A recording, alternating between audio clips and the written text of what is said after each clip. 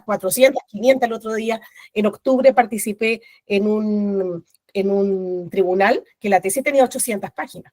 Entonces, al principio de las conclusiones, qué importante es contar con una pequeña síntesis que a los lectores y a las lectoras les ayude a recordar los hallazgos, porque si es un texto extenso, tenemos que refrescar la memoria respecto a cuáles fueron los resultados. Luego viene el apartado de discusión, que lo vamos a conversar con más calma, pero que en resumidas cuentas es el vínculo entre mis hallazgos y la aportación teórica que hay sobre el tema y que yo he declarado en mi marco teórico. Tengo que dialogar entre mis resultados y lo que han alcanzado otros y otras autoras antes que yo. Ya lo voy a trabajar con más calma, ¿vale? Esto es solo un adelanto. Otro elemento importante, las limitaciones. No las limitaciones de me ha costado mucho trabajar en esto, me ha costado recoger los datos. No, limitaciones principalmente metodológicas, ¿no? Tal vez ocupé una muestra de tal tipo que tal vez no puede ser 100% representativa, tal vez ocupé una triangulación a la que le faltó, tal vez algún elemento, no sé, o sea, limitaciones metodológicas. Ya les voy a mostrar algunos ejemplos. Y a partir de mis limitaciones pueden surgir las futuras líneas de acción. ¿Qué se puede hacer al respecto?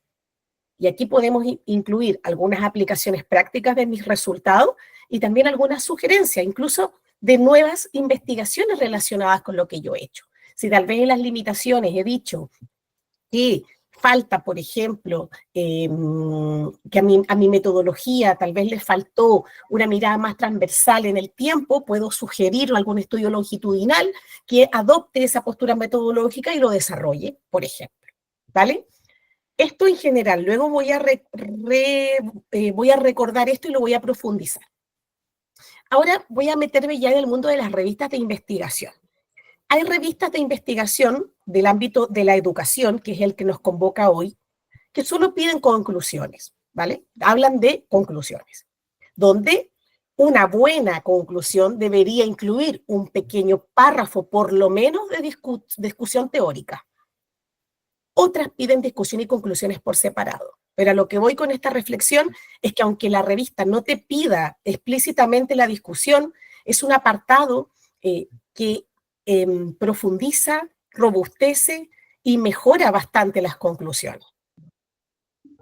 Veamos qué dicen algunas revistas de investigación del área de educación sobre este apartado. Por ejemplo, la revista sobre educación.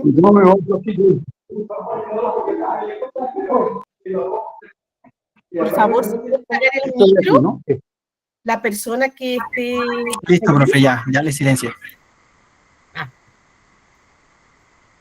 Oye, mira, me dicen por el WhatsApp que se escucha música, si pueden ver del audio, que se está quejando la gente por el chat. ¿Será un ruido que hubo anteriormente? Una amiga que me está comentando. Ok, voy a validar. Vale. Ok, continúo. Entonces, ¿qué dicen las revistas? Por ejemplo, la revista Estudios sobre Educación, es una revista bien posicionada de la Universidad de Navarra, está en el cuartil 2 del ranking del Simago Journal Rank. Entonces, en su normativa, en toda la parte que explica a los futuros autores, ¿verdad?, las personas interesadas en publicar en esta revista, les entrega algunas preguntas. Y una de las preguntas es, ¿son pertinentes y relevantes los resultados y las conclusiones? Para que los autores se lo pregunten, ¿no? Entonces, ¿qué dice? Hablan primero de los resultados en el primer párrafo y luego dice, ¿se interpretan adecuadamente los resultados de los contrastes estadísticos o los datos de otro tipo que se manejan si el trabajo es teórico, evitando caer en la pura descripción? Y miren lo que dice después, ¿se usa suficiente bibliografía en el apartado de discusión? O bien al interpretar los datos, si el artículo no es empírico. ¿Los resultados y las conclusiones tienen suficiente concreción, relevancia para la acción educativa y algún grado de originalidad? En esto se fija esta revista, por ejemplo. Entonces, ¿qué es lo que tenemos que hacer? Tenemos que leer muy bien la normativa de la revista que nosotros estamos buscando o estamos interesados en publicar, ya que allí van a salir conceptos claves para poder trabajar nuestro artículo. esta revista, la revista Comunicar, es una revista que tiene muchísimo prestigio, es la revista mejor posicionada en el ámbito iberoamericano, pertenece al cuartil 1 del Journal Citation Reports, JCR, de Web of Science, que es lo que mucha gente aspira a publicar en esas revistas, y también es cuartil 1 en el Simago Journal Rank. ¿Qué dice esta revista en cuanto a este apartado? Dice que resumirá los hallazgos, relacionando las propias observaciones con otros estudios de interés, señalando aportaciones, limitaciones, sin reiterar datos ya comentados en otros apartados. Ese es un tips, ¿no?, para los que están escribiendo el artículo. Se debe mencionar las inferencias de los hallazgos, sus limitaciones, incluyendo las deducciones para una investigación futura, más o menos lo que le comentaba anteriormente, así como enlazar las conclusiones con los objetivos del estudio, evitando afirmaciones gratuitas y conclusiones no apoyadas completamente por los datos del trabajo. Ese es un punto importante. Algunas de las quejas habituales de los revisores es que algunas conclusiones no están apoyadas por los datos, o sea, son un poco de bla bla, mucha reflexión, muchas opiniones de los autores respecto a los hallazgos, pero no están vinculando esos hallazgos con realmente lo que se encontró en ese estudio. Entonces, a veces tendemos a escribir unos párrafos un poco más reflexivos, metafóricos, poéticos, pero que no aportan tanto en el sentido estricto de la palabra. Luego, la Revista Iberoamericana de Educación Digital, que también está muy bien posicionada en los rankings, ¿qué dice respecto al apartado de discusión o de conclusiones?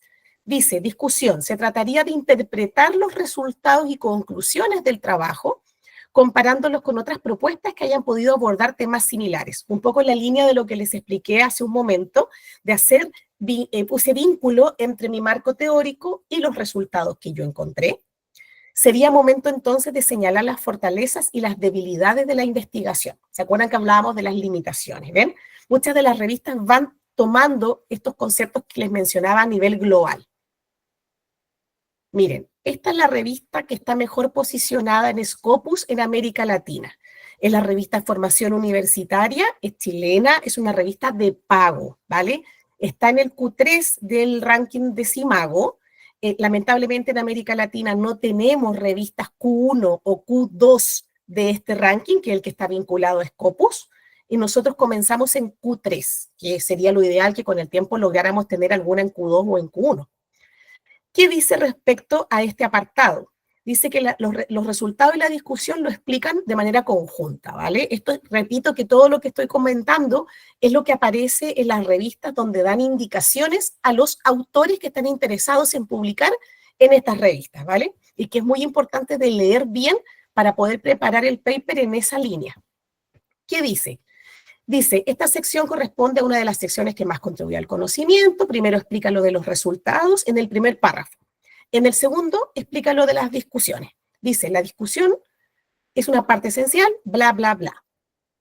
Para analizar los resultados mostrados en el artículo, discutir el significado y compararlo con otros resultados presentados por otros autores del mundo, lo que mencionábamos anteriormente. Muchos artículos que pueden ser atractivos son rechazados o tienen poco impacto por una mala discusión. Los siguientes aspectos ayudan a escribir una buena discusión.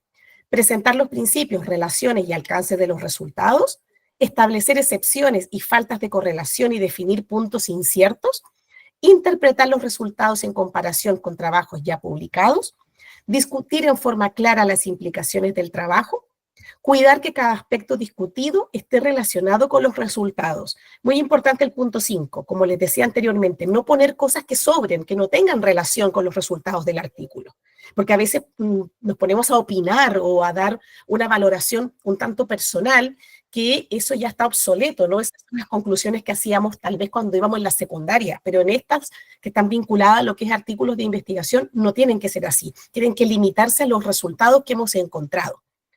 Si es necesario, se puede incluir análisis estadístico, pero con significado claro. Nuestras revistas exigen que la sección de discusión contemple estos aspectos, en especial la comparación con los resultados de otros autores. O sea, como pueden ver, ya hemos escuchado varias veces comparación con trabajos anteriores, las implicancias del estudio y también el ceñirnos a los resultados que hemos logrado en los comentarios que vamos a hacer en este apartado. Y la última que les tengo también es de América Latina, también está en el Q3, es la revista Pensamiento Educativo de la Universidad Católica de Chile también está entre las mejores posicionadas, perdón, voy a toser. ¿Y aquí qué dice? Dice, reporte los resultados, nuevamente menciona los resultados junto con la discusión, interprete y sintetice los resultados dentro del contexto de la literatura previa, discuta abiertamente las limitaciones del estudio. Y luego dice, explique cómo los hallazgos pueden influir en políticas públicas, prácticas profesionales y futuras investigaciones en educación. Vale, esto es una mirada muy general de algunas revistas del área de educación, repito, desde el apartado donde explican a los autores qué deben escribir en cada cosa o qué consejos le dan al momento de redactar el trabajo. Esto es importante porque a veces no leemos bien la normativa, escribimos nuestro artículo a ciegas, lo ponemos en el formato y lo enviamos. Sin embargo, es muy importante leer las instrucciones donde dice para autores, indicaciones generales, indicaciones específicas, normas, etc. Y aquí les dejo un ejemplo de un comentario de un revisor de una revista de prestigio, ¿vale? No les tengo el texto original por un tema de protección de datos, ¿vale? No cuento con la autorización para mostrarlo, pero sí tengo las críticas que recibió este trabajo por parte de un revisor que le criticó muchísimo este apartado. Miren lo que dice sobre la discusión. El apartado de discusión carece de una interpretación crítica y profunda de los hallazgos. Si bien se presentan los resultados, no se explora su significado en el contexto de la literatura revisada. Primer punto, pareciera que la crítica apunta a no hacer este vínculo entre la literatura previa y los resultados que hemos encontrado. Se recomienda vincular los hallazgos con los estudios previos, identificando coincidencias y divergencias. Segundo punto, es fundamental que el texto contemple un análisis explícito de las limitaciones, un punto que también comentábamos anteriormente, tanto metodológicas como contextuales. Esto permitirá una comprensión más equilibrada de los resultados, etcétera, etcétera. Siguiente punto, el artículo menciona el marco teórico en la introducción, pero no retoma explícitamente cómo los hallazgos contribuyen a enriquecerlo o cuestionarlo, en la línea del punto número 1. Sería valioso profundizar en este aspecto, bla, bla, bla. Estos serían comentarios para una discusión. ¿Algún comentario para las conclusiones? Recordemos que lo podemos ver como ítems separados o como ítems conectados. Dice, ¿sí? ¿Perdón? ¿Alguien me habló? O sea, veo gente que está levantando la mano, pero creo que es mejor que termine todo y luego me hagan las preguntas vía chat. Sí, profe, es lo ideal. Vale, sí, porque si no, no voy a poder avanzar. Entiendo que hay inquietudes, que hay temas que llamen la atención, pero luego, por favor, al final me las dicen por el chat o bien vemos si algunas personas pueden activar su micro y ya lo veo. Vale, continúo. Conclusiones. Miren, comentario de un revisor. Las conclusiones presentan afirmaciones generales que no siempre están respaldadas por los datos, en la línea de lo que les comentaba anteriormente. O sea, que a veces hacemos algunas afirmaciones, pero que son muy subjetivas o que obedecen a lo que nosotros creemos, pensamos, pero no están vinculados con los datos obtenidos. Tenemos que limitarnos a los hallazgos. Se sugiere un enfoque más cauteloso, restringiendo las conclusiones al ámbito que está respaldado por los hallazgos.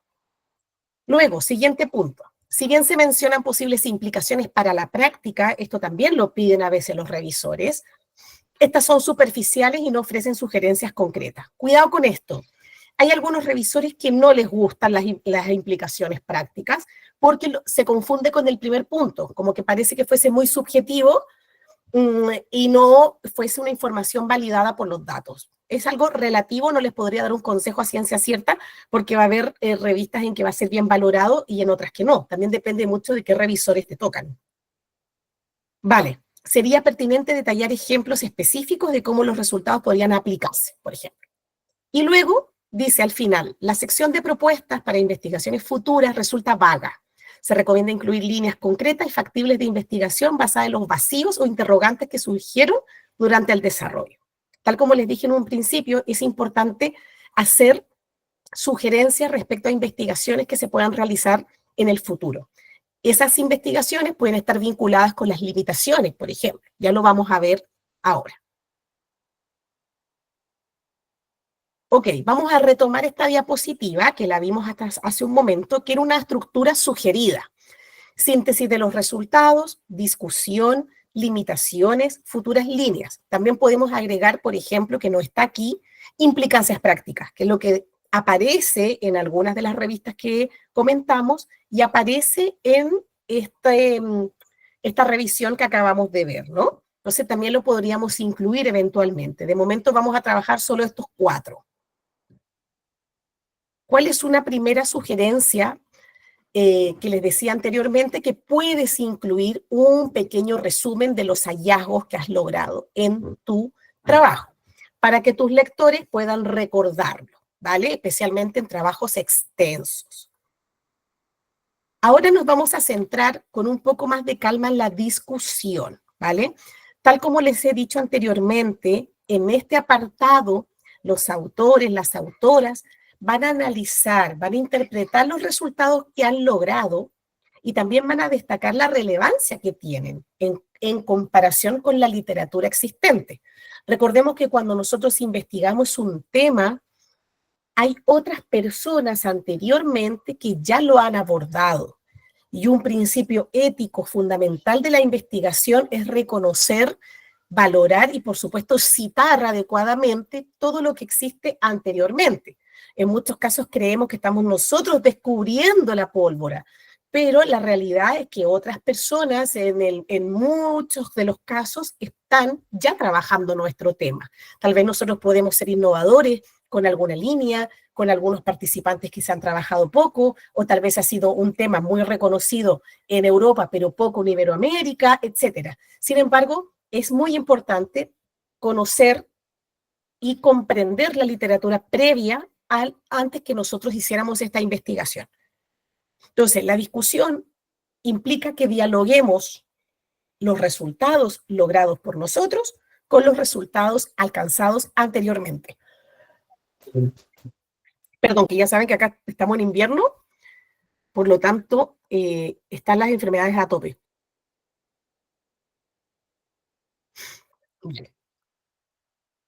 Ahora, los hallazgos de otros autores van a estar escritos en nuestro marco teórico. Por lo tanto, para poder hacer nuestra discusión, debemos recurrir a nuestro marco teórico. Yo lo que hago es copio y pego el marco teórico en otro documento y a partir de eso empiezo a redactar este apartado, ¿vale?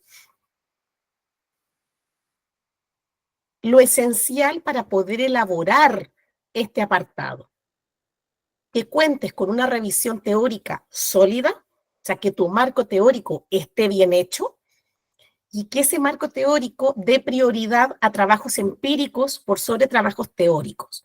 Si bien los trabajos teóricos son importantes, ¿vale? Es muy válido que existan estos trabajos que contribuyen también al conocimiento.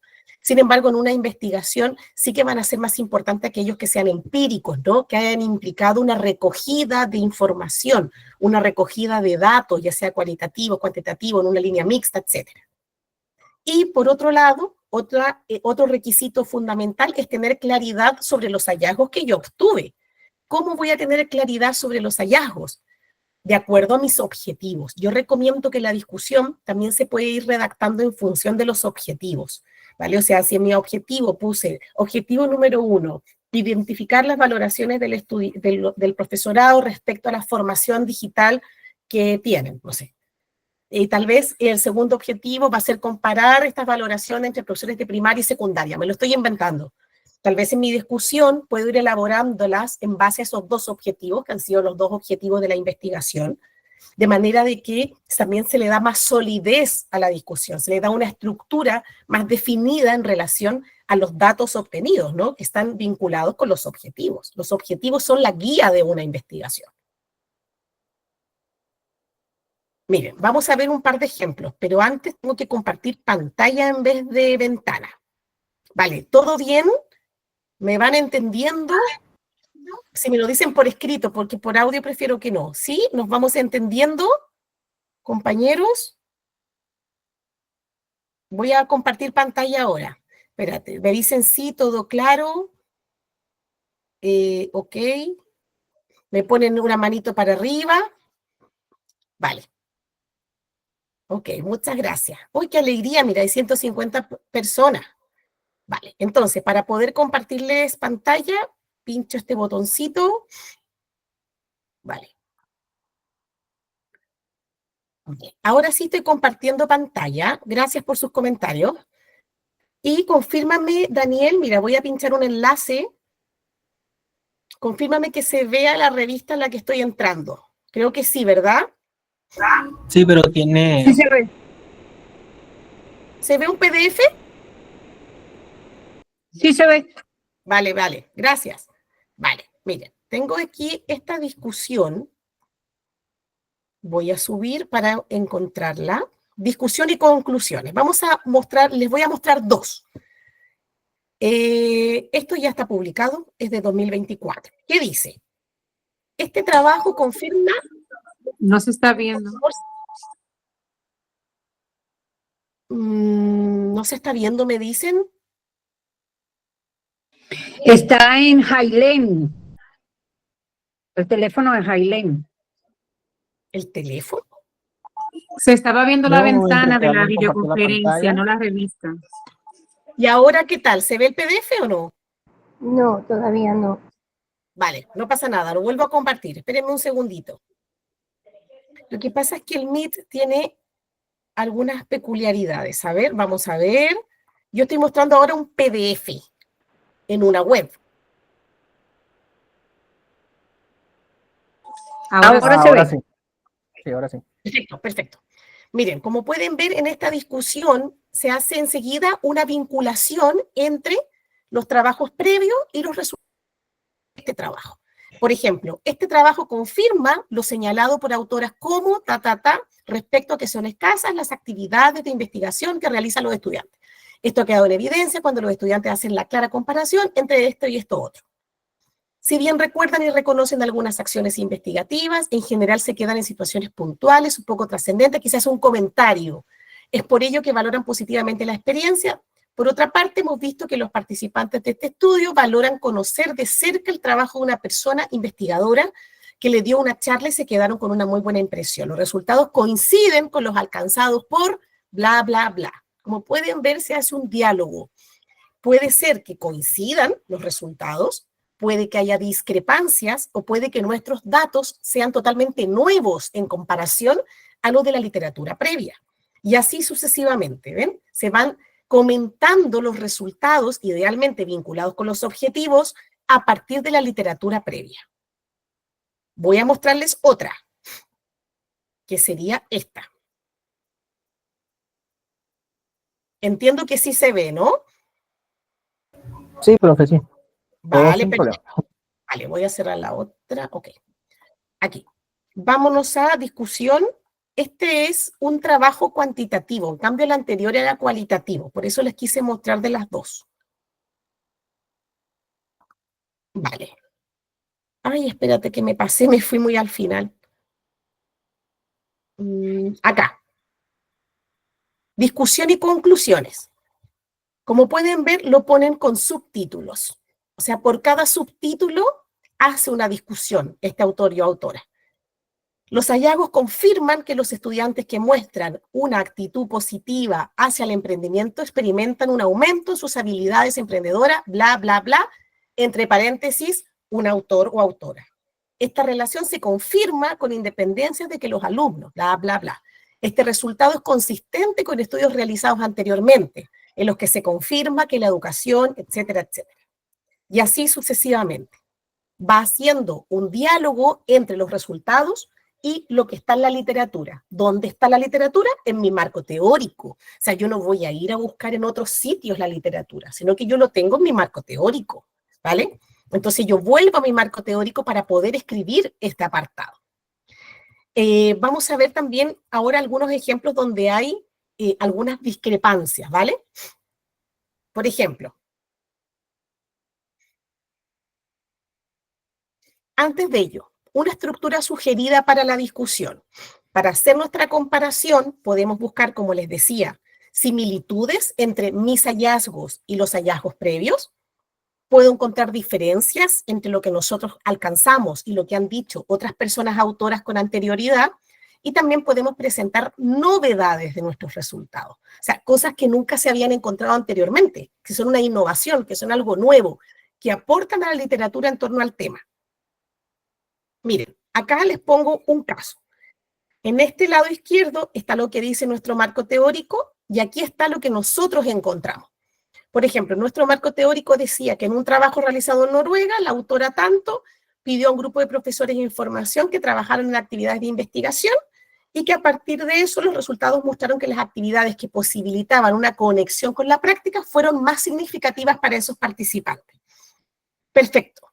¿Qué encontramos en nuestro trabajo? Que los estudiantes observan que la investigación educativa es útil para orientar la práctica docente que van a vivir cuando ejerzan la profesión y que esto se aprecia ante el escenario de enfrentar cambios que vive la pedagogía o tomar decisiones a partir de la evidencia empírica. ¿Cómo lo puedo vincular? Un ejemplo puede ser, respecto a la vinculación entre lo vivido en la experiencia y la práctica docente, los resultados de este trabajo van en la línea de los hallazgos de danza, donde los estudiantes se implican, bla, bla, bla. Como pueden ver, en este caso hay una comparación donde coinciden, ¿no? Luego, acá también les pongo otro ejemplo. El título dice, es importante, pero no lo seguiremos haciendo. Los autores lo han titulado así porque los resultados reflejan que los futuros profesores tienen valoraciones favorables sobre la formación en investigación, pero afirman que difícilmente continuarán realizando investigaciones en el futuro. En cambio, nuestros resultados dicen que tienen la intención de seguir realizando investigaciones cuando van a ejercer la profesión docente. En este caso vemos una discrepancia. Entonces, ¿cómo lo podemos redactar? Respecto a las intenciones de continuar realizando investigaciones dentro del ejercicio de la profesión, los resultados de este estudio son más optimistas en relación a la que muestra la literatura previa.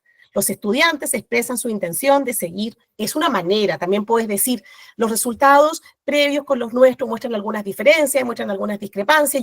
En este caso dice son más optimistas, que puede ser un poco más informal tal vez. Vale, aquí les dejo una discusión un poco más extensa. Esta es de mi tesis doctoral, es por ello que van a ver que está escrita en primera persona, que es algo que yo actualmente soy más crítica con eso, pero en ese tiempo fue escrita en primera persona. Por eso dice, encontramos, creemos, pensamos. Miren el primer párrafo. Vemos coincidencias entre este estudio y los trabajos previos de donde se encontró que para los docentes no universitarios la investigación es un saber teórico y alejado no sé qué. Entre estos hallazgos tan lapidarios encontramos una investigación que proporciona resultados más alentados al estudio. En nuestro trabajo esta mirada más positiva no forma parte de la generalidad de los profesores. Sin embargo, sí la encontramos en algunos, como pueden ver, se van comentando. No tienes que hacerlo como una viñeta, ¿no? Donde digas, este coincide con este, punto aparte. Este discrepa con este. No, tienes que irlo redactando, ¿no? Tienes que darle un sentido a ese párrafo.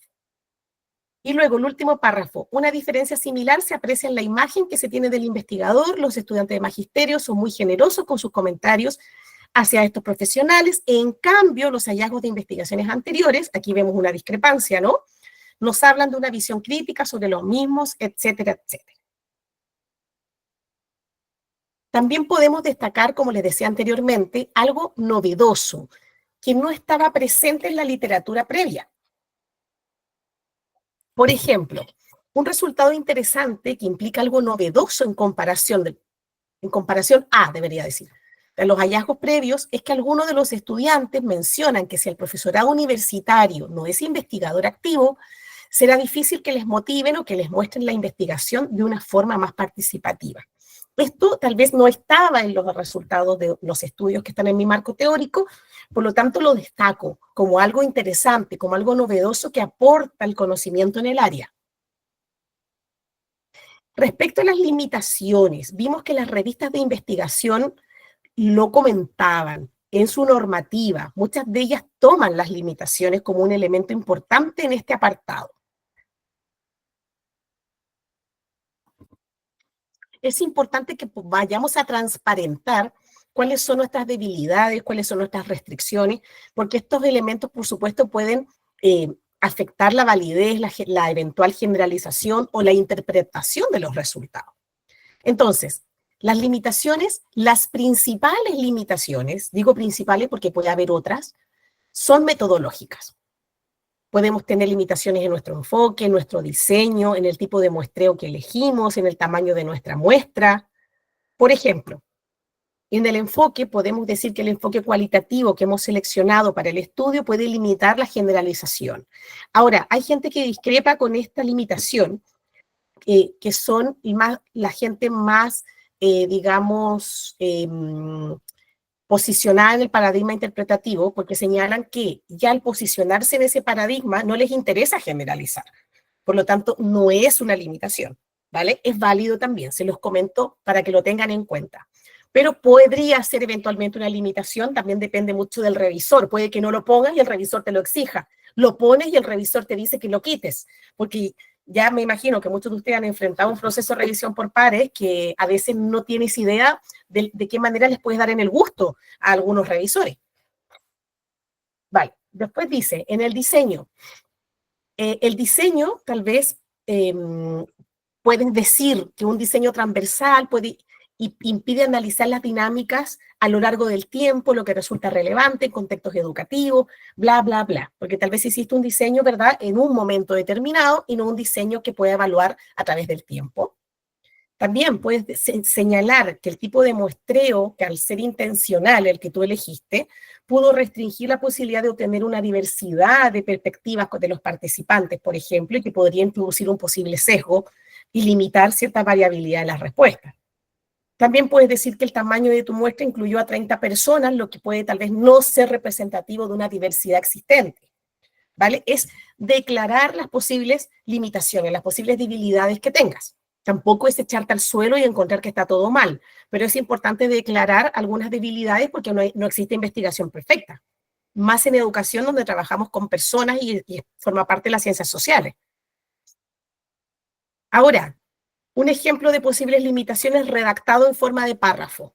Es importante mencionar que este estudio tiene ciertas limitaciones. La muestra se limitó a estudiantes de una única institución, lo que podría afectar la generalización de los resultados de otras poblaciones. Además, la duración del estudio fue de 3 meses, lo que podría limitar la capacidad para observar cambios a largo plazo, por ejemplo. Luego vamos a llegar a las futuras líneas de acción, también conocidas como proyecciones o recomendaciones. Debemos ser capaces de sugerir futuras líneas para poder subsanar las limitaciones que ya hemos comentado. También podemos realizar algunas recomendaciones para poder seguir abordando este tema, o bien para los actores involucrados. Aquí donde puede ver esas implicaciones prácticas que también la literatura la menciona y también algunas revistas la mencionan, ¿no?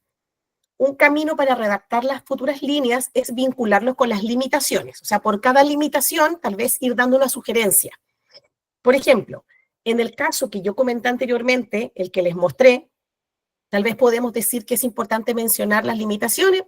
La muestra se limitó a estudiantes de una única institución, ¿Se acuerdan? Estas primeras líneas ya se las leí en la diapositiva anterior. Punto aparte, punto seguido. Estas limitaciones deben considerarse al interpretar los resultados y podrían ser abordadas en investigaciones futuras mediante la expansión de la muestra y la implementación de diseños longitudinales más extensos.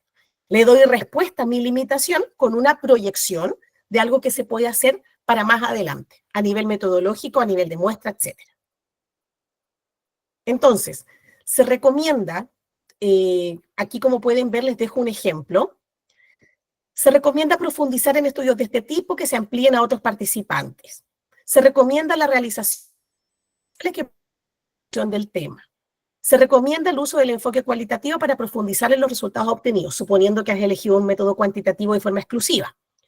A partir de los resultados de este estudio, se pueden recomendar a las personas investigadoras que inviertan más tiempo en la difusión de los resultados. Les dejo esto como ejemplo que les puede servir para plantear este apartado. ¿Y qué pasa si yo quiero terminar mis conclusiones con un párrafo reflexivo? Aquí hay que tener cuidado. Es buena idea siempre y cuando sea una reflexión pertinente y no solo un párrafo que voy a ocupar para ocupar espacio, para rellenar. Recordemos la crítica que veíamos hace un rato, eso de poner cosas que no tengan relación con los datos obtenidos. Algunos revisores, algunas revistas lo ven como algo negativo. Entonces, tal vez puedo plantear un párrafo de un estilo reflexivo, pero para plantear una sugerencia o para hacer incluso alguna crítica a partir de los resultados. Vincular ese párrafo con los hallazgos obtenidos. Y aquí les dejo un ejemplo. Se espera que el presente trabajo sirva de referencia a las instituciones educativas, que como ya se empieza a ver en algunas universidades españolas, que están mejorando la implicación y la competencia en investigación educativa de los estudiantes, de los docentes. Estas dificultades y propuestas podrían servir como posibles lineamientos a la hora de diseñar intervenciones. ¿Ven? Da una sugerencia, da una crítica, pero también dan sugerencias. ¿Vale?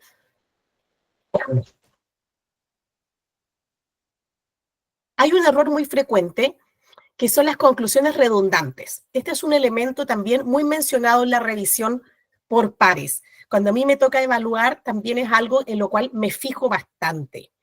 Que la conclusión vaya directo al grano, que no nos enrollemos en una redacción además que tiene mucho bla bla y poco cuerpo.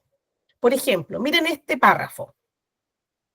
En última instancia, cabe destacar que en el marco global de nuestra investigación hemos podido llegar a la conclusión de que las metodologías activas, siendo estos enfoques pedagógicos que fomentan la participación activa del estudiante, o sea, ya la redacción está fatal, han demostrado ser una alternativa educativa, efectiva y eficaz. Así pues, podemos afirmar que las metodologías activas, al incentivar la participación activa de los estudiantes, ya suena un poco redundante, ya arriba dice participación activa. Proporcionan un enfoque que mejora de forma notoria y considerable el proceso de enseñanza-aprendizaje. Es crucial, por lo tanto, considerar y tener presente esta conclusión, ya que sintetiza los resultados obtenidos. Vale. Ténganlo por seguro que este párrafo se puede reducir a la mitad. ¿Qué errores vemos? Primero, hay algunos errores de escritura. Por ejemplo, hay 2 incisos que solo extienden las oraciones. El primero, que además es larguísimo, que te deja sin aire, y el otro que dice al incentivar la participación activa. Recordemos que los incisos son aquellas expresiones que yo las puedo quitar y no debería cambiar el sentido de la oración. Entonces, también es a veces un error que se comete bastante, es poner muchos incisos en este tipo de trabajos. Luego, además de ser incisos, ambas oraciones dicen prácticamente lo mismo. Por otra parte, los 2 primeros párrafos, son muy similares. Entonces, esto se puede simplificar para aumentar la claridad de lo que yo quiero transmitir. Miren cómo lo puedo mejorar. Este es enorme, que es el que yo leí anteriormente, y esta es una manera de optimizarlo. Una de las conclusiones de este estudio es que a través de sus resultados se ha demostrado que el uso de las metodologías activas puede ser una alternativa educativa, efectiva y eficaz, debido a que esta se incentiva la participación de los estudiantes, bla, bla, bla. Se redujo. Y bueno, para terminar, me voy a adelantar a una pregunta que seguro me van a hacer, que es de qué forma la inteligencia artificial nos puede ayudar a optimizar nuestra discusión y nuestras conclusiones.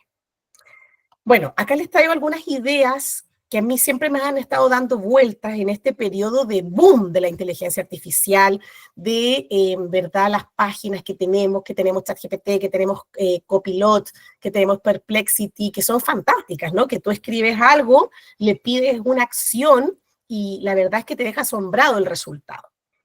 Hace poco, la filósofa Adela Cortina indicó algo muy relevante, indicó que la inteligencia artificial debe tener una función instrumental, o sea, que nos ayuda a las personas para poder llegar a una meta, pero que no puede reemplazar la labor del ser humano en producir nuevos conocimientos. Entonces hay que tener cuidado y cautela desde ese punto de vista. Cuando estemos haciendo uso de la inteligencia artificial, merece la pena que nos preguntemos, ¿la estamos usando solo para ahorrarnos la función de pensar por sí mismos nosotros? ¿Qué procesos cognitivos estamos reemplazando con su uso? ¿Estamos reemplazando la capacidad de síntesis, la capacidad de análisis, la capacidad interpretativa? Es importante cuestionarnos estos elementos, porque esto es fantástico, pero también sabemos que sin un uso responsable, que nuestros chicos jóvenes tal vez les va a costar un poquito instalarlo, podemos caer en una pasividad cognitiva y en una dependencia. Es como que no puedo resolverlo si no lo miro en ChatGPT, que ya lo he visto y lo he conversado con algunos de mis estudiantes. Entonces, les voy a dar algunos consejos, entrando a ChatGPT, de la manera en que puedo apoyarme en esta herramienta para poder mejorar mis resultados, mi discusión y mis conclusiones. Como estoy compartiendo pantalla, creo que no va a haber problema. Estoy en ChatGPT. Daniel, confírmame que se vea. Sí, profe, se ve bien. Perfecto, miren. Yo ya lo hice ayer, lo dejé listo, que copié y pegué aquí la discusión y las conclusiones de un artículo, ¿vale? Ahora, que eso es lo que les quiero mostrar. le dije, yo no soy experta en prompt, ¿vale? Le dije, eres evaluador de una revista de investigación de prestigio en el ámbito de la educación, que es situar en el contexto a la herramienta. Indícame sugerencias de mejora para las siguientes discusiones y conclusiones de un artículo de investigación. Haz un listado de los aspectos que se puedan mejorar. Desde mi punto de vista, es una manera adecuada de buscar ayuda en la herramienta. Es distinto si tú le pides que te la arregle, que te la mejore, o en el peor de los casos, que te la escriba. De esa manera estamos sustituyendo, ¿verdad?, una labor pensante propio de una persona que investiga, ¿no? Entonces, le copié y le pegué la discusión y las conclusiones de un artículo que ya está publicado hace muchos años, ¿eh? Miren todo lo que me dijo. Primero, en la discusión, ¿qué criticó? Que falta profundidad en el análisis comparativo de los resultados. Y te entrega el detalle, que aunque se mencionan coincidencias con investigaciones previas, no se realiza un análisis crítico exhaustivo sobre esas limitaciones, sobre esas similitudes, que se requiere profundizar.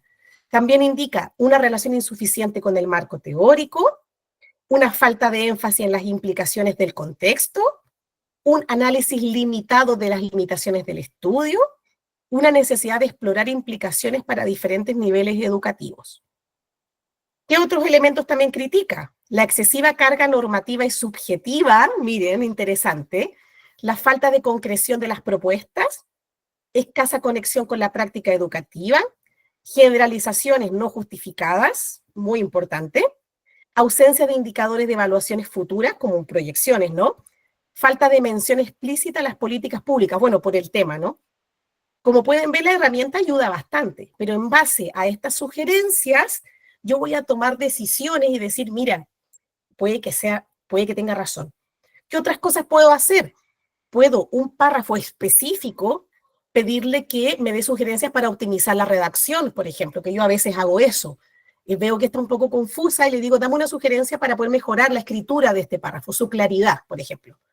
O también le digo a mis estudiantes que le pidan ese tipo de acciones, ¿no? Pero que no les haga el trabajo, sino que les diga, y hazme una lista de sugerencias, no lo hagas tú.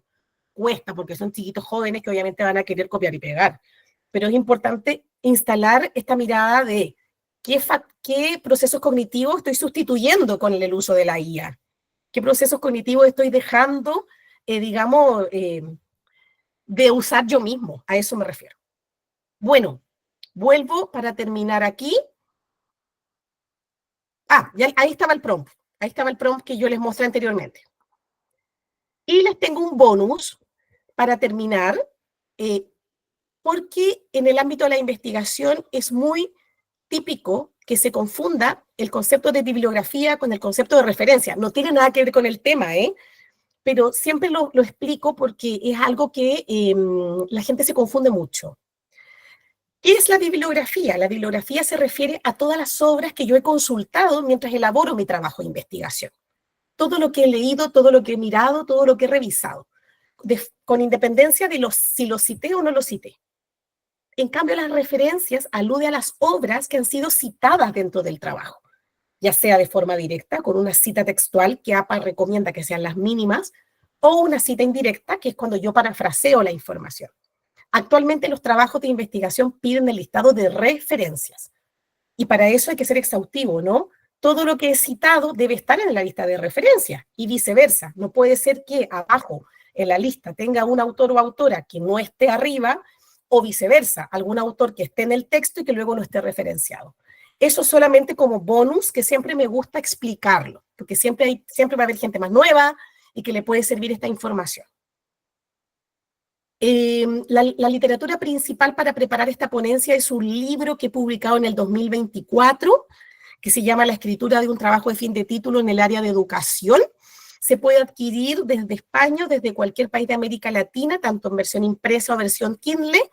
Para poder acceder a él se puede visitar mi web, ailenperines.com, y ahí aparece, por ejemplo, si lo quieres comprar desde México, te aparece un enlace. Si lo quieres comprar en América Latina, lo venden por Busca Libre. Vale, y también en Kindle, que es algo que se usa mucho ahora, ¿no? Aquí les dejo también otra literatura, más bibliografía recomendada de algunos libros, algún artículo, que sirve para preparar estos elementos. Y bueno, me despido. Esta ha sido la presentación. No ha sido muy extensa porque también sabemos que la concentración no es igual y además un día sábado con mayor razón.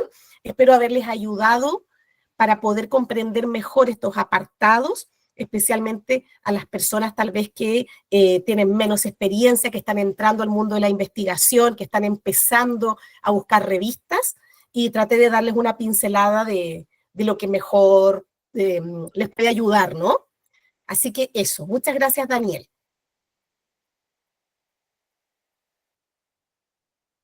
Bueno, por aquí estamos nuevamente. Muchísimas gracias, profesora, por ese recorrido bien interesante con dos secciones súper importantes, lo que son esas conclusiones que deben decir mucho, pero con poco, y también el apartado de resultados, de discusión, todo lo que nosotros debemos entender que debe ir en esa sección. Bueno, tal como nos dijo la profesora Aylin, voy a compartir por aquí y también por YouTube la dirección o el enlace, la URL de la página web de la profesora, para que puedan tener idea de lo que ha hecho en los últimos años, y por supuesto tenerla en este espacio es súper, nos sentimos pues súper privilegiados, ¿no? Primero porque está a 6, 7 horas de distancia en temas de horario, y tenerla en este espacio pues es supremamente importante para nosotros. Por allí nos dejan bastantes comentarios positivos. Bueno, tuvimos un poco de inconvenientes técnicos, bueno, nada que hacer, ¿no? Son detalles que se nos escapan de las manos, pero la grabación la tenemos, así que al finalizar la sesión con todo gusto le vamos a compartir lo que hemos conversado hasta el momento. Bueno, llegó la hora de las preguntas y por supuesto las respuestas brevemente. No sé si la profesora Aylin habrá leído algunos comentarios por el chat que nos han dejado por acá. Sí, si usted quiere, comentarios los leo. leer, o si usted los tiene, eso. Si usted lo quiere leer, yo voy a estar en YouTube también para transmitirlo por acá. Espérate, veo, pero no veo ninguna pregunta aquí en Meet. Quizás se Sí, me pasó. había una que había colocado, bueno, ya se habrá ido hasta arriba. Le haremos llegar la pregunta, dice alguien, pero no sé cuál es. Liliana Bautista dice, tiene dos preguntitas. Perfecto. ¿Las diapositivas serán compartidas? Sí, es un enlace de Geniali, así que se la paso a Daniel para que se las mande, o se las paso por aquí por el chat. Sí, también podría ser. Y bueno, ya le respondí también a Liliana en relación a que la actividad está siendo grabada, así que yo se la voy a enviar por correo electrónico y también por los grupos que nosotros hemos destinado para este tipo de actividades. Bueno, hay 5 manitos levantadas. No sé si quisieran intervenir rápidamente, hacerle alguna pregunta a nuestra invitada en la tarde, noche de hoy. Tengo a Lesian Bori Porras, Juliet Suárez. Mira, ya hay una pregunta de Meet. Ok. Espérate, Ok, de Oscar Cedeño. A ver, espérate, es que se me suben, o sea, bajan inmediatamente. Claro. A ver, dice aquí, ay, Daniel, dímela tú, que se me baja el chat. Acá la tengo, dice Oscar, tengo una pregunta. ¿Es cierto que durante la redacción del marco teórico siempre debe haber una cita de un autor? De esta manera se evita la subjetividad, ¿eso es correcto? A ver, como les decía anteriormente, la normativa APA, que es la que generalmente se usa en el área de educación, sugiere que las citas textuales sean las mínimas. Por lo tanto, ¿qué sugiere APA? Que lo que haya principalmente sea una paráfrasis, o sea, que tú hagas una paráfrasis de lo que has leído en esa fuente primaria. Es muy importante también ese punto. Para construir un marco teórico, lo ideal es acudir a una fuente primaria, artículo, tesis doctoral, capítulo de libro, y actualmente lo que más se utiliza son artículos de investigación. Por lo tanto, las citas textuales, yo te recomiendo lo mínimo. Otro caso son las citas indirectas, que son las cuando tú parafraseas. Ahora, otro consejo para el marco teórico, ir a la fuente original.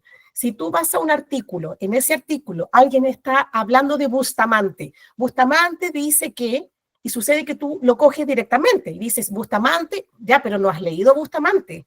Tú estás leyendo lo que otro autor interpretó de Bustamante. Si a ti, Bustamante, te parece un autor relevante, yo te recomiendo que lo busques. Si es un trabajo del 2000 para arriba, seguro que tiene versión digital. Entonces creo que eso es importante. A partir de lo que vamos buscando, no quedarnos con la interpretación que otros autores han hecho, sino que ir buscando la fuente primaria. Listo, profe. Por acá en el chat de YouTube nos dejaron dos preguntitas. La primera de ellas es de Tania Molina, donde dice: la comparación de hallazgos previos es importante para tomar una posición al presentar un resultado a partir del diagnóstico de la muestra y el, no sé si es muestreo o maestro o investigador, sí, de ese maestro. Y José Gregorio Lemus dice: ¿podría informarnos sobre revistas tipo 1 que no sean pagas o existe alguna base de datos donde se puede identificar cuáles revistas son pagas y cuáles no tienen cargos por publicar? Sí, y antes había otra persona que me preguntó qué opinaba yo de Research Rabbit y esas herramientas que me parecen excelentes. Yo las ocupo bastante y a mis alumnos de máster, yo doy clase acá en el máster de investigación en educación y también en el máster de TIC, las trabajamos. Por ejemplo, buscamos un artículo potente que tenga citas en Google Académico y lo ponemos en Research Rabbit para ir buscando literatura, o sea, súper bien. Lo que yo no estoy de acuerdo, y creo que ha quedado claro en mi ponencia, es en que le pidamos la herramienta que nos haga el trabajo, o sea, y que luego lo copiemos y lo peguemos y lo mejoremos un poco. Pero sí hay herramientas estupendas, incluso para revisiones sistemáticas hay una que se llama Rayan, por ejemplo, que ayuda bastante a seleccionar los artículos. No, esas me parecen fenomenales, las que me compartió Valerie. Sí, son súper potentes y por supuesto nos ahorran tiempo, que es lo que a veces no tenemos. Ayudan a identificar algún artículo potente que esté muy citado, que esté bien vinculado con otros artículos. O sea, lo importantísimo del marco teórico son los artículos de investigación. Aquí hay alguien que me dice, espérate, que, como te digo que se me sube el chat. No, hay algunos que hacen como comentarios que entiendo que es como para reafirmar contenido o para hacer una aportación a los demás. Ay, sí, hay una persona que... Ah, lo de las revistas. Mira, para buscar revistas, si tú quieres buscar revistas potentes, ¿vale? Tienes que irte a los rankings más potentes. Te voy a compartir en el chat el ranking de Scopus, ¿vale? Ranking de Scopus, tú puedes poner filtros y puedes ir viendo, por ejemplo, 2023, Educación América Latina, o Educación El Mundo, o Iberoamérica, y vas a ir viendo las que estén mejor posicionadas de acuerdo al cuartil. Para ver si son de pago o no, tienes que entrar a la web de cada una. De las que hay en Scopus, la más de, al menos en América Latina, formación universitaria, que es la que comenté, cobra, pero el resto, te digo que casi, yo te diría 95% son libre acceso, son de open access y gratis. Lo otro es entrar a Cielo, es entrar a Latindex, donde también puedes echar vistazos a revistas que estén posicionadas en el área de América Latina, por ejemplo. Eso respecto a las revistas. Después me dice Pedro, su opinión sobre los hipervínculos en las referencias bibliográficas. ¿Te refieres a poner enlaces en las referencias? Pedro, ¿te refieres a poner enlaces en cada referencia? Dentro de la bibliografía. Pero claro, a eso me refiero con referencias, al listado final. A ver, APA... ¿Aló, me escuchan? Sí, Pedro, mejor que me lo expliques Sí. por ahí. Sí, porque me llama la atención porque en algunos editores de texto nos permiten colocar hipervínculos dentro del texto, o sea, no colocar el enlace como tal de la fuente primaria, sino colocarlo dentro del texto, que cuando usted apunte, por ejemplo, a la referencia bibliográfica de la fuente primaria, al hacer clic le manda el enlace hacia la página donde está la fuente primaria. Ejemplo, ese Cielo. Gracias. A mí me parece bien, si la revista lo estipula y lo hace, para los lectores es mucho más fácil acudir a las fuentes directamente, porque finalmente los lectores lo que quieren es eso. Los lectores de tu trabajo, si les parece potente, van a ir directamente a las fuentes que tú has citado. A mí me parece súper bien. mientras no afecte la normativa APA correspondiente, me parece bien, o sea, es una opinión, no sé. Luego me dice, Jesús, ¿es obligatorio tener ORCID? Mira, depende de la revista. Yo te diría que el 80% de las revistas te pide el ORCID para poder subir el artículo en su página, en su plataforma. Pero es muy fácil de hacer. O sea, el ORCID es gratuito y lo haces en un momento. No te compliques la vida si no tienes todavía. Luego me dice Génesis, ¿alguna página aparte de Google Académico? Sí, a ver, las mejores páginas para encontrar información son las bases de datos. ¿Qué bases de datos? Web of Science, que se las pongo por el chat. Scopus, ERIC, por ejemplo. El problema es que no son de libre acceso. Y cuando estás afiliado a una universidad, sí que tienes acceso a través de las bibliotecas de la universidad. ¿Vale? Ahora, si no tienes esa información, puedes recurrir, por ejemplo, en Dialnet. Dialnet también tiene una base interesante. También puedes recurrir a Cielo, también puedes recurrir a Latindex. Pero lo ideal es que tengas acceso a Web of Science y poder buscar literatura no solo en Iberoamérica, sino que también en inglés. Que está muy bien que destaquemos nuestra literatura de nuestra región, pero sí que es importante dar una mirada internacional a nuestro tema, que ya hay otras personas en otras partes del mundo que también lo están trabajando. Milagro, tienes que meterte a la web de ORCID y completar una serie de informaciones. No es algo tan complejo. Después me preguntan, eso, lo que te acabo de responder. Hay alguien que dijo algo de las limitaciones, pero no lo alcanzo a leer. Carmen Rodríguez. Declarando las limitaciones, justificó al árbitro que mi investigación es transversal. No lo sé, es que depende del árbitro que te toque. Tienes que declarar las limitaciones, que es importante, pero no está garantizado que al revisor le parezca adecuado tu texto. O sea, como les decía anteriormente, lamentablemente es un ambiente un poco duro. Las revistas más reconocidas tienen, no sé, 86, 85% de rechazo, de porcentaje de artículos que rechazan, 90% de rechazo, las más potentes, ¿no? Por lo tanto, los revisores son muy, muy exigentes. Para aquellos que están empezando, yo les recomiendo comenzar con revistas con menos indexaciones, comenzar con una Cielo, comenzar con una Latindex, que están muy bien en nuestra región. Y luego, cuando ya tengamos conocimientos más consolidados y unos datos interesantes, podemos proyectarnos a revistas de otras latitudes que tengan una mayor exigencia. Que de a poco se va logrando y que un rechazo tampoco te tiene que desanimar y echar por tierra toda tu capacidad o tu esfuerzo, que finalmente los rechazos son súper habituales y no es una cosa para entristecernos demasiado. También hay revisores que están haciendo un trabajo excelente y hay otros en los que jamás vas a entender lo que te dicen.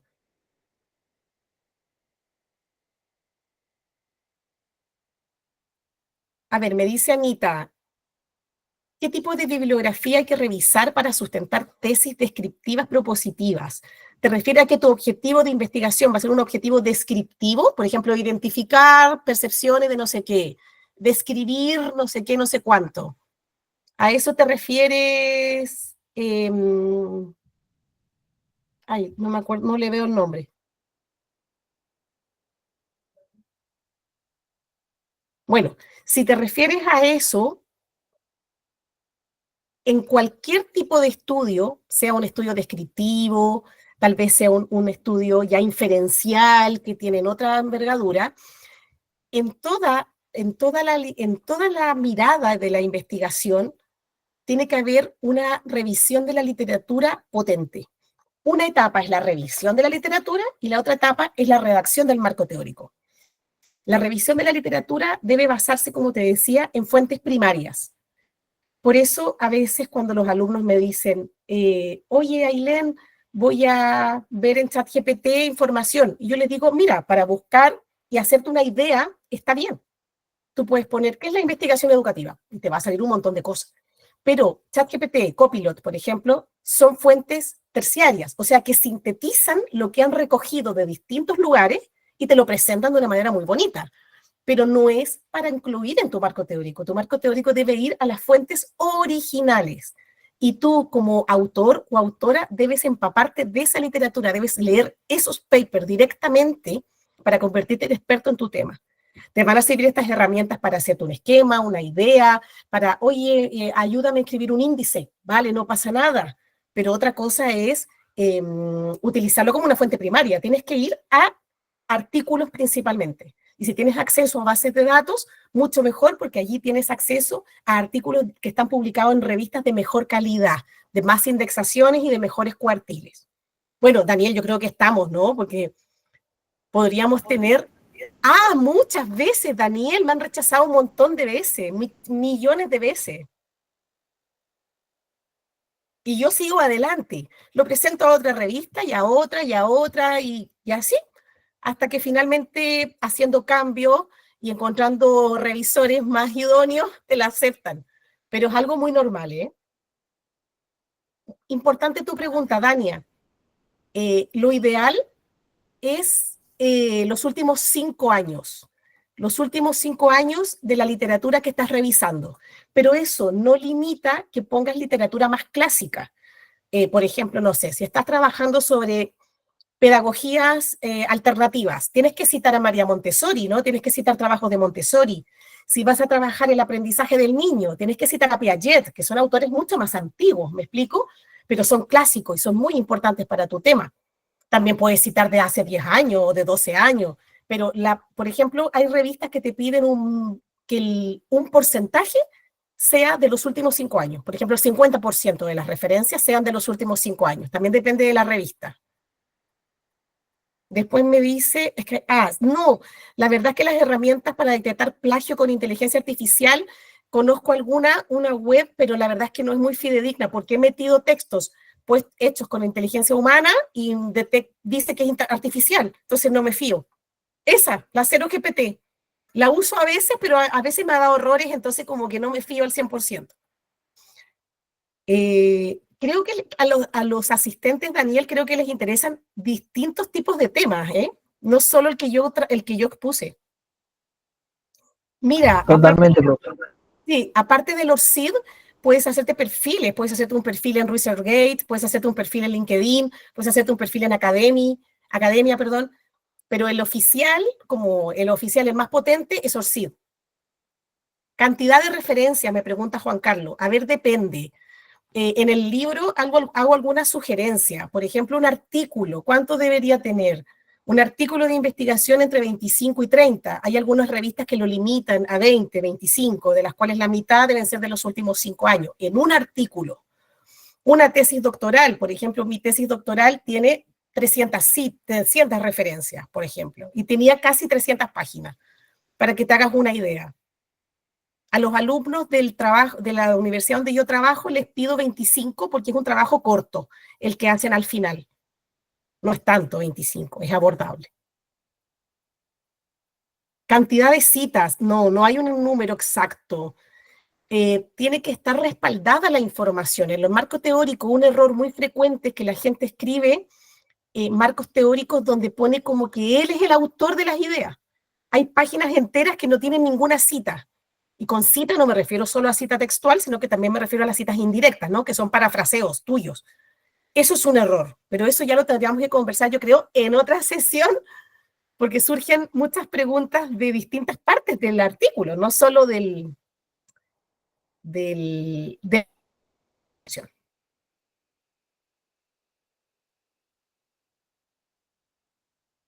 me dicen que si puedes crear un perfil. Eso es lo que acabo de decir. A ver, puedes hacerte cuando tú ya publicas en Scopus y en Web of Science, también se te crea un perfil automáticamente de esas dos webs. Yo recomiendo que se hagan un perfil en ResearchGate. Mira, lo escribo. Porque además la gente comparte artículos, muchos artículos en ResearchGate. Entonces, si tal vez no tienes acceso a WOS ni a Scopus, en ResearchGate sí que puedes acceder a mucha literatura que la gente comparte. Es como una red social, como con un muro. Y vas siguiendo a gente y la gente publica sus artículos y los comparte por allí. Bueno, Jacqueline, tienes la mano levantada, yo creo, para ir ya cerrando. Ok, profesora, yo soy la doctora Jacqueline, profesora de acá de la Universidad Técnica de Manabí, en Puerto Viejo, Ecuador, y jubilada de la Universidad del Zulia, Maracaibo, Venezuela. Para mí es un placer escucharla a usted, y más que un tiempo de descanso, porque yo pienso que la investigación no tiene tiempo, sino tener voluntad, amor y pasión por lo que uno hace. Son buenas las aclaraciones que ustedes hacen porque estamos en el mismo hilo conductual de nuestro proceso de docencia y en el área de investigación. Cuando usted habla de la parte del perplexing, es verdad, yo lo vivo a diario con mis estudiantes. No es copiar y pegar, sino realmente que nos dé esa luz para poder realmente ubicar y que nos direccione la perspectiva que queremos dar en la investigación.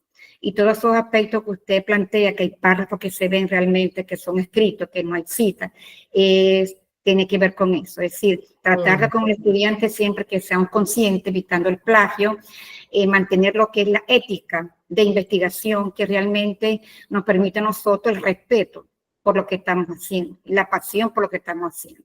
Y bueno, me siento muy orgullosa de usted. Gracias por compartir con nosotros, fortalecer nuestros conocimientos. Y muchas gracias. Y bienvenida aquí a Plaxi. Gracias, Daniel, por todo que nos trae.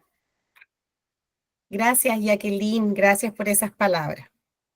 Muchas gracias, Liliana, y a las personas que han también comentado. Por supuesto que son palabras muy, muy bonitas, que me animan en mi labor de comunicadora, ¿no? Porque al final soy investigadora, soy docente, pero la comunicación también me gusta y cuando me invitan a estos eventos, la verdad es que a mí me entusiasma bastante. Gracias, profesora Ailén, por compartirnos este tiempo tan ameno y agradable con cada uno de nosotros. Bueno, acá habíamos 150, por YouTube habíamos 120. Realmente enriquecedor, nos fortalece en todo lo que tiene que ver con la rama investigativa, ¿no? La mayoría de las personas que están acá, según el registro, son docentes en ciencias sociales, ciencias humanísticas, hay también docentes en la parte de salud, pero todos coinciden en que son parte de la educación, ¿no? Que imparten, que son comunicadores, que son precisamente personas que debemos ir mejorando ciertos aspectos en la parte de la docencia, pedagogía, didáctica, y por supuesto compartirla con el resto de colegas, porque sé que es súper importante. Las experiencias que tenemos individuales también pueden servir al colectivo. Entonces, profesora Ailén, para finalizar, sintetizar, algunas recomendaciones, alguna conclusión en términos generales, también pues hacerle énfasis en que la mayoría de los que están acá son docentes y que también están incursionando o que desean también seguir perfeccionándose en el área de la revisión por pares.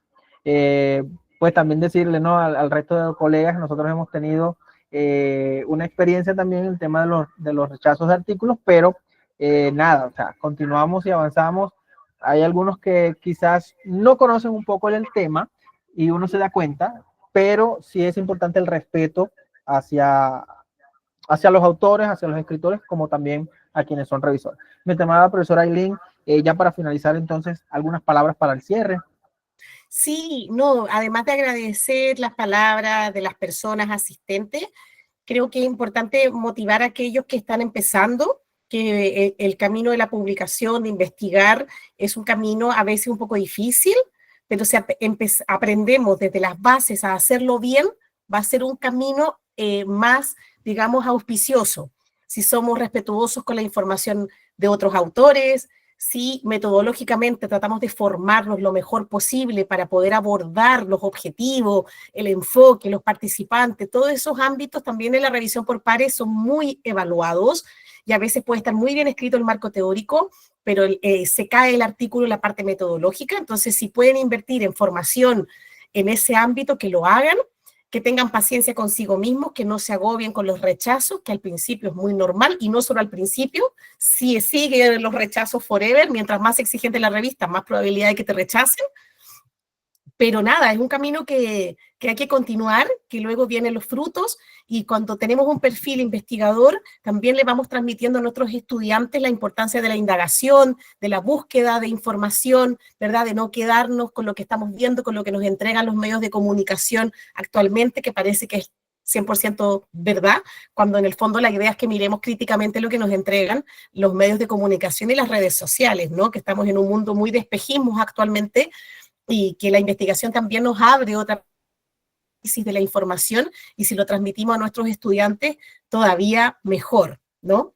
Así que nada, claro, mira, ya compartí antes el enlace, pero lo comparto otra vez de la presentación que hice. La comparto otra vez por el chat, el Geniali, que es una web, ya saben que se puede ver desde cualquier computador. Y también en mi web hay una pestaña que dice conferencias, charlas, también lo voy a colgar allí. Y hay otras mías también en mi web, de otras conferencias que he dado en otros sitios. Entonces también tal vez les pueden servir, hay algunas que están en YouTube o que están acá en Geniali. Así que por mi parte, nada, muy agradecida y muchas gracias. Bueno, muchísimas gracias a cada uno de los presentes por el espacio, por el tiempo, y bueno, nos veremos en una próxima oportunidad. Un placer y gracias por estar acá. Muchísimas gracias, doctora Aylin. Nos estamos viendo. Un fuerte abrazo, que descansen. Gracias, buen sábado para ustedes. Gracias a todos, muy amable. Muchas gracias por sus palabras tan bellas. Adiós.